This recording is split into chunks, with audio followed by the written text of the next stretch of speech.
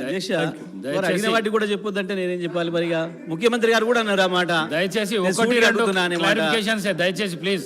అధ్యక్ష నేను అధ్యక్ష నేను ఒక విషయాన్ని స్పష్టంగా సూటిగా సభకు చెప్తా ఉన్నా. నేను ఒక అక్షరం కూడా డీవియేట్ గాను, ఒక అక్షరం కూడా వ్యక్తిగత విషయాలు నేను ఎప్పుడు మాట్లాడలేదు నా జీవితంలో. ఇవాళ కూడా వారికి అంతసేపు రెచ్చగొట్టినా నేను ఒకటే మాట ఛాలెంజ్ చేసిన తప్ప ఇంకో మాట కూడా నేను ఎప్పుడు మాట్లాడలేదు అధ్యక్ష. ఇప్పుడు కూడా నేను సబ్జెక్ట్ మీదనే పోదామంటున్నాను, నేను కాదనటం లేదు అధ్యక్ష. అది కూడా మీరు ఇచ్చిన శ్వేతపత్రం మీదనే మాట్లాడదామంటున్నా. అదే సందర్భంలో తమరు ముఖ్యమంత్రి గారు కావచ్చు, ఉప ముఖ్యమంత్రి గారు కూడా కొన్ని విషయాలు మాట్లాడారు, ప్రస్తావించిన సంబంధించి వాటి మాత్రమే నేను క్లారిఫికేషన్ సంబంధించి మాట్లాడతానని చెప్తా ఉన్నా అధ్యక్ష. నేను వేరే ఎక్కువ మాట్లాడడం లేదు. ఆస్తులకు సంబంధించి, అప్పులకు సంబంధించి మీరు దీంట్లో పేర్కొన్న విషయాలు నేనేం కాదనలేదు. నేను ప్రారంభంలోనే చెప్పిన శ్వేతపత్రాన్ని మేము ఆహ్వానిస్తున్నాం, అందులో సందేహం ఏం లేదు. దీంట్లో ఉన్న మాట మీద పోదాం, అందులో సందేహం లేదనే విషయం చెప్పిన. ఇప్పటి కూడా స్టిల్ నేను అదే మాట మీద నిలబడి ఉన్నా. ఈ రాష్ట్రం వచ్చే నాటికి అసలే ఏమీ లేదు అని చెప్పి నేను చెప్పినా అని చెప్పి వారు మాట్లాడిన అది సరైనది కాదు. నేను చాలా స్పష్టంగా చెప్పిన ఈ రాష్ట్రం వచ్చే నాటికి విద్యుత్ స్థాపిత సామర్థ్యం 7,700 మెగావాట్ల పైన ఉంది. ఆ రోజుకి అప్పులు 22,000 కోట్ల చిల్లర ఉన్నాయి, ఆస్తులు 44,000 కోట్లు ఉన్నాయి అనే విషయాన్ని స్పష్టంగా చెప్పిన నేను. ఆ రోజు ఇవాళ మీరు ఏదైతే దీంట్లో ఇచ్చిండ్రో ఇదే విషయాన్ని నేను చెప్పిన. ఆ రోజుకి విద్యుత్తు ఇస్తున్నది వ్యవసాయ రంగానికి 6 గంటలు పూసిపెలుసులోని మీరే రాసుకున్నారు, అదే విషయం చెప్పిన. అదేవిధంగా పవర్ కట్స్ ఇతర రంగాలకు 4 నుంచి 8 గంటలు ఉన్నాయనే విషయాన్ని చెప్పారు, నేను అదే చెప్పిన. అదేవిధంగా వ్యవసాయ రంగానికి ఇచ్చిన విషయం చెప్పిన. పరిశ్రమలకు 2 రోజులు హాలిడేస్ ఉండే అంత ముందనే విషయాన్ని అది నేను కూడా చెప్పిన, మీరు కూడా ఒప్పుకున్న విషయం. ఇది నేను చర్చకు వేరే ఆస్కారమే లేదు అధ్యక్ష. ఇది స్పష్టంగా ఉన్నాయి. ఇది మనం చెప్పినా చెప్పకపోయినా ప్రజల అనుభవంలోనే ఉన్నాయి. అవి తెలంగాణ ప్రజలందరి అనుభవంలో ఉన్నాయి, హైదరాబాద్ ప్రజల అనుభవంలో ఉన్నాయి, ప్రతి చోట కూడా ఉన్నాయి అవి. నేను కొత్తగా చెప్పలే, నేను ఎగ్జాగరేట్ చేసి చెప్పలే, ఇంకోటి ఎప్పుడు కూడా చెప్పలే. నేను అనని వారిని నేను అన్నట్టుగా మాట్లాడే అధ్యక్ష, అది కరెక్ట్ కాదు. ఆ తర్వాత ఇవాళ మీరే చెప్పినారు, మీరు ఇచ్చిన దాంట్లోనే ఉంది, శ్వేతపత్రంలోనే స్పష్టంగా ఉంది అధ్యక్ష. కనెక్షన్లకు సంబంధించి వారు చెప్పినారు ఉప ముఖ్యమంత్రి గారు, ఇవి కేవలం బోర్లు వేసుకునే కాదు అధ్యక్ష, కాలువల మీద గతంలో ఎప్పుడు కూడా పై ప్రాంతానికి నీళ్ళు మోటార్లు పెట్టుకొని ఇవ్వలేదు. మేము వాటికి కూడా అనుమతి ఇచ్చినాం, పై ప్రాంతానికి కూడా పెట్టుకోవచ్చు అని చెప్పి. దాని ద్వారా ఇతర కొత్తగా వేసుకున్న బోర్బావుల ద్వారా ఈ పెరిగినాయి. దాంతోపాటు చెక్ డ్యామ్లు మేము ఏదైతే నిర్మాణం చేసినామో వాటి వెంట ఇటువైపు అటువైపు కూడా మోటార్లు వేసుకున్నారు, వాటి ద్వారా పెరిగినాయి.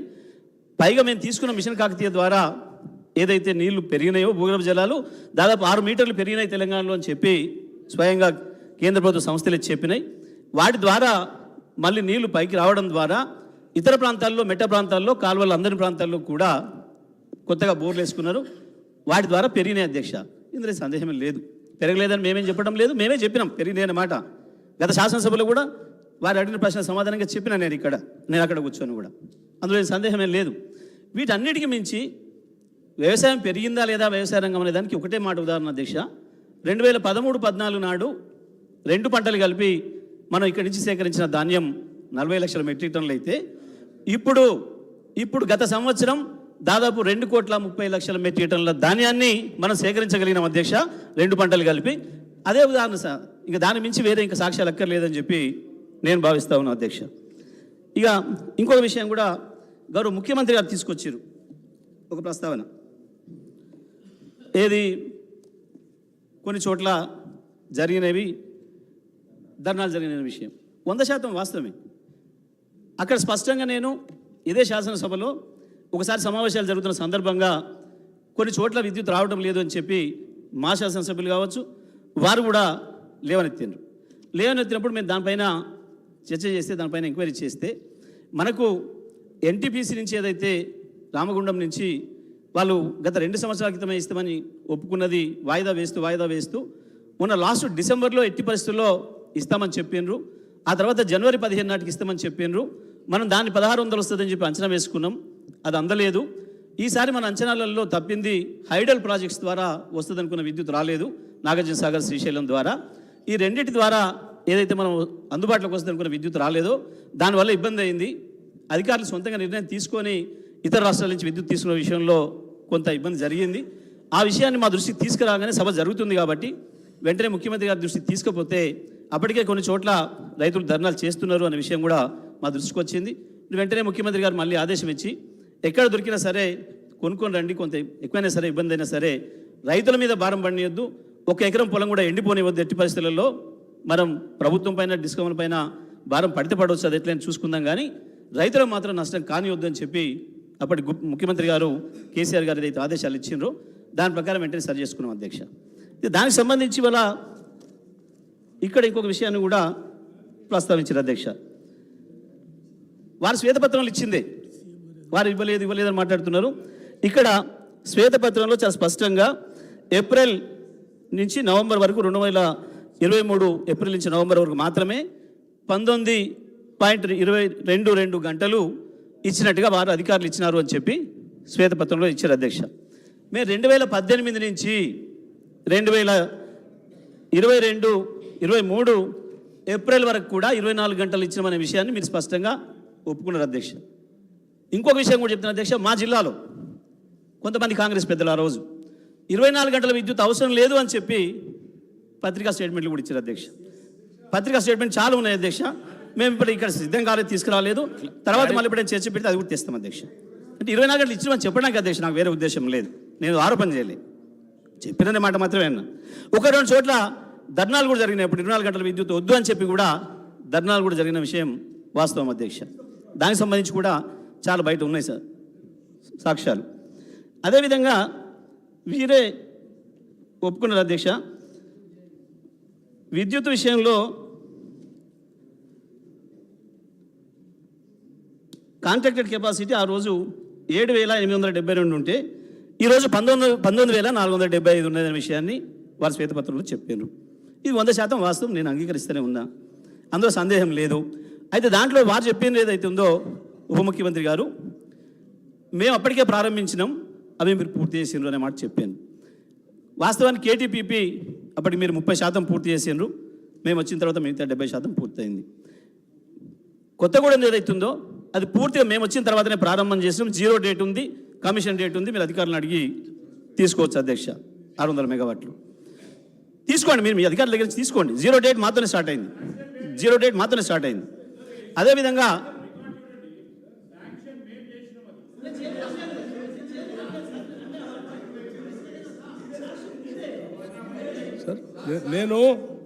సార్ మీరు కాదండి, నేను చాలా స్పష్టంగా 3 విభాగాలుగా విభజించి చెప్పాను. 1 ఆల్రెడీ స్టార్ట్ చేసి ప్రొడక్షన్లో ఉన్నాయి, 2 మేము ప్లాన్ చేసి మేము శాంక్షన్ చేసి ఆన్ గోయింగ్ ప్రాజెక్ట్స్ బైఫర్కేషన్లో వచ్చినాయి. ఒక నిమిషం. మూడోది బైఫర్కేషన్ యాక్ట్ ద్వారా వచ్చాయి. ఇవన్నీ కూడా నేను చాలా స్పష్టంగా చెప్పానండి, ఎక్కడ నేను దాయలేదు. కొత్తగూడెం థర్మల్ పవర్ స్టేషన్ సంబంధించి కూడా ఆనాటి మేమనంటే ఉమ్మడి రాష్ట్రంలో ఆ ప్రభుత్వాలు శాంక్షన్ చేసినాయి. తర్వాత గౌరవ సభ్యులకి సార్ వారు క్లారిఫికేషన్ అడుగుతా అంటే మైక్ ఇచ్చారు, చాలా సంతోషం. వారు క్లారిఫికేషన్ అడగటం పోయి వారే క్లారిఫికేషన్ ఉపన్యాసం చెప్తా ఉన్నారు. ఇది క్లారిఫికేషన్ అంటే ఏంటి? మీకు నేను పలానా దాంట్లో అడిగాను, అది సందేహం రాలేదు అంటే మళ్ళీ దాన్ని నివృత్తి చేయండి, అది వదిలేసేదో చెప్తారు అధ్యక్ష. మైక్ ఏరా అధ్యక్ష, ఇది ఇంత అన్యాయం అయితే కష్టం అధ్యక్ష. మీరు కూడా మరి ఇసులో రావాలి. వారు ఎంతసేపు మాట్లాడినా ఒక అక్షరం మేము మాట్లాడలేదు, చిన్న అభ్యంతరం కూడా రాలేదు, కామెంట్లు కూడా రాలేదు. నేనేమైనా తప్పుగా భావించి మాట్లాడేట్టు అనిపిస్తే మీరు రికార్డింగ్ తీసి నన్ను కూర్చోమని చెప్పండి, మీరు ఆదేశించండి, నేను కూర్చుంటాను. ఎక్కడైనా ఒక అక్షరం నేను డివేట్ అయితే మీరు నన్ను కూర్చోమని చెప్పండి, నేను కూర్చుంటా అధ్యక్ష.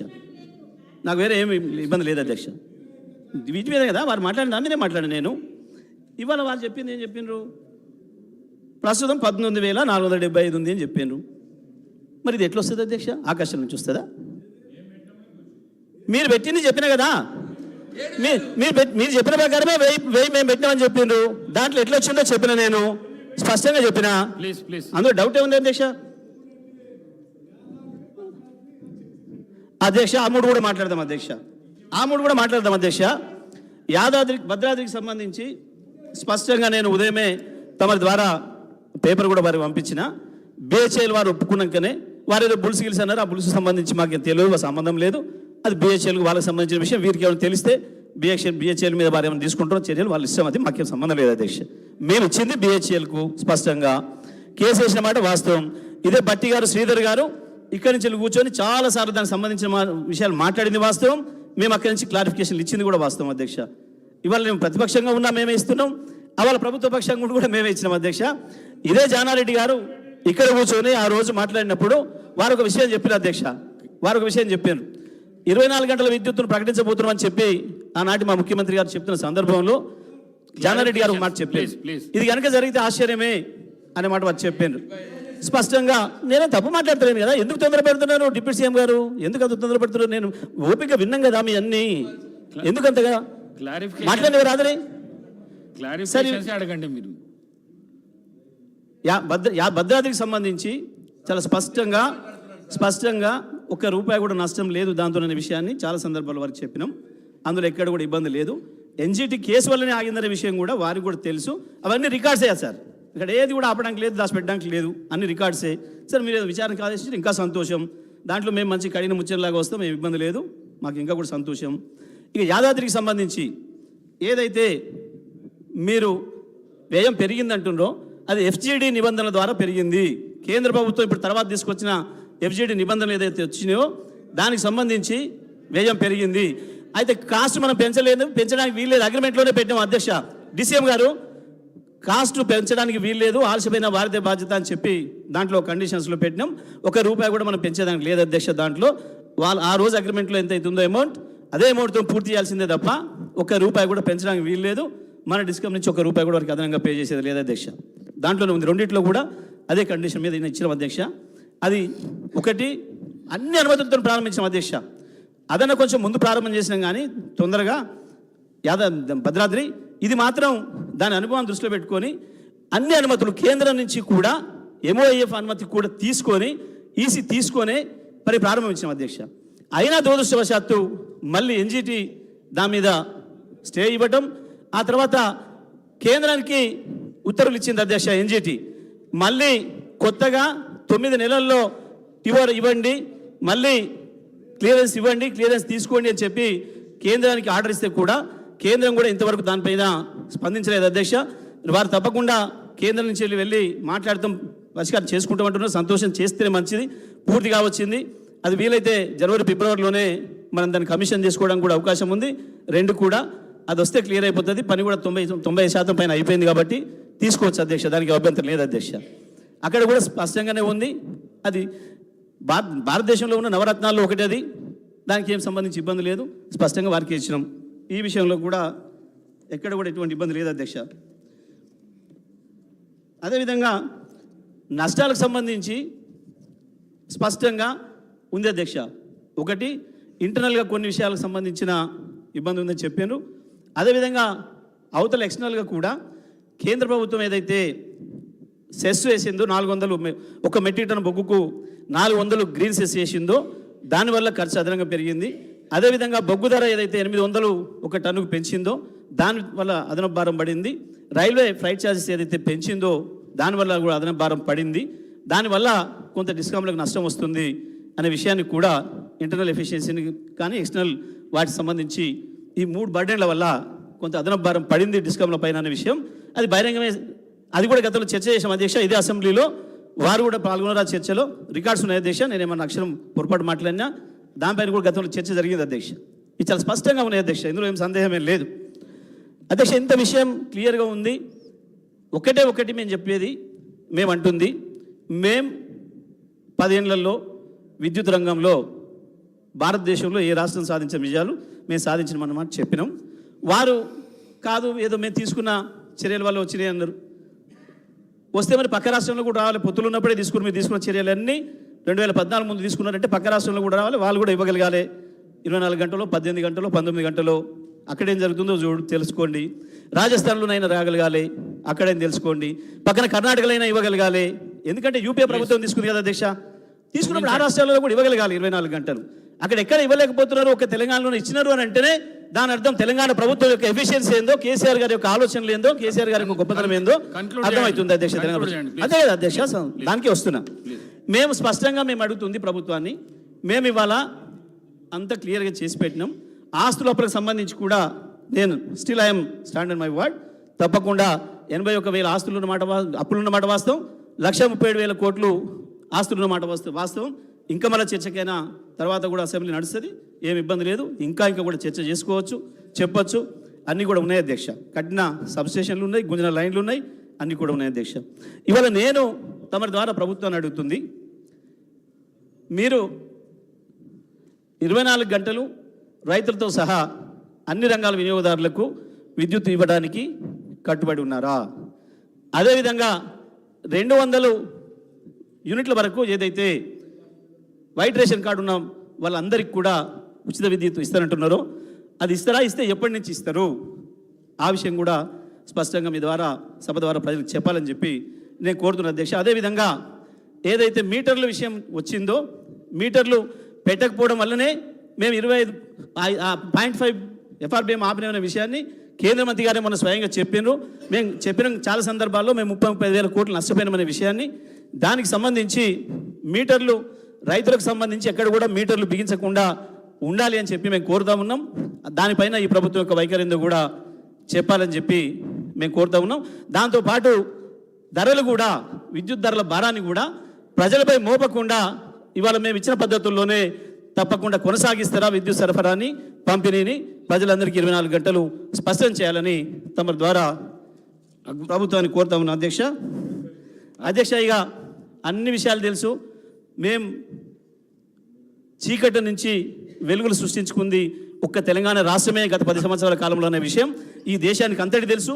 ప్రపంచంలో ఉండే పారిశ్రామికవేత్తలకు కూడా తెలుసు, అందరికీ కూడా తెలిసిన విషయం. ఇవాళ వాళ్ళు చేసే చర్చల వల్ల